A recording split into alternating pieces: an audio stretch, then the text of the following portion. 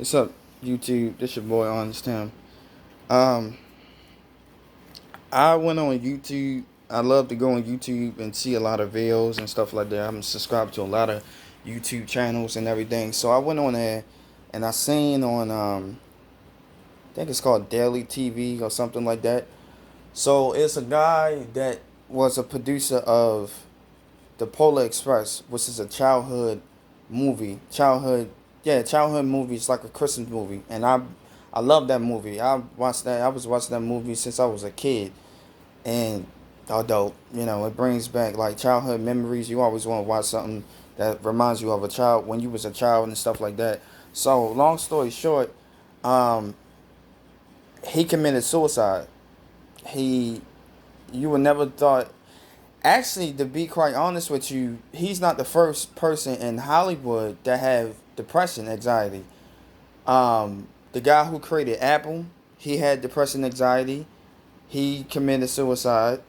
The Robert Williams, he committed suicide because he was depressed. He had depressed anxiety.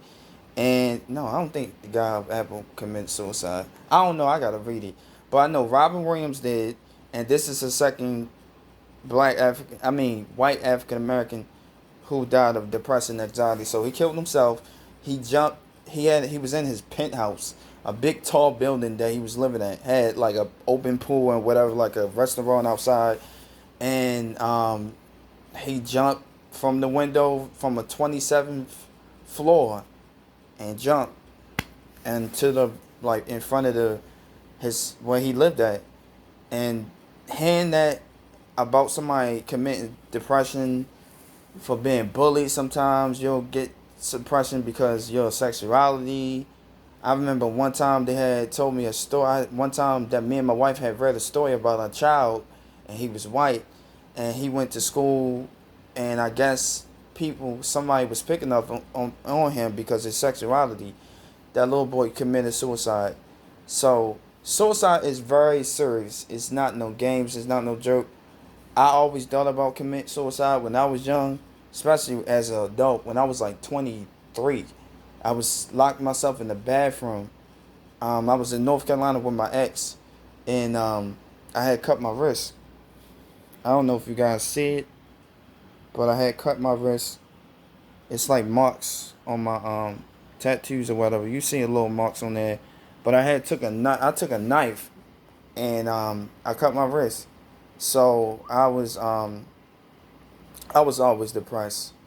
The only reason why I wanted to commit suicide that day is because um I had saw something on uh Instagram about a person talking about you could flip money if you send me $100. I could flip it to 1,000, some shit like that. So I sent the $100, and it was the whole time it was the goddamn scammer, and I ain't even know. It just looked legit. When you on something, you look at something and you feel like it's legit. You keep on saying it, and then you seeing videos of it and people flipping it and showing you and everything. Whole time you looking at motherfuckers that scammers. So you looking at this damn video, they gonna scam the shit out of you. They gonna scam you. They gonna take your money. Whether you send them $200 or $100 or whatever, and you thinking you getting that money back, yeah, it's scamming. So they took my money, gave me a fake tracking number, and everything. So the whole time I'm calling the number, the number's in, the area code is in North Carolina.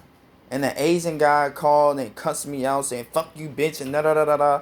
I was so fucking, I was so angry that I had sent $100 through Western Union to a scammer the whole damn time. So I locked myself, I went back to the house that I live in with my girlfriend, my ex, and locked myself in the bathroom, cut myself with a knife, big ass knife, and that was bleeding. And I didn't even care that day. So, like I said, depression anxiety is very serious. So, if you ever have depression anxiety and you're going through a lot, please call and get a hotline or get some help, psychiatrist, a therapist, or something before it's too late. Get some help if you have depression anxiety. I'll see y'all in the next video.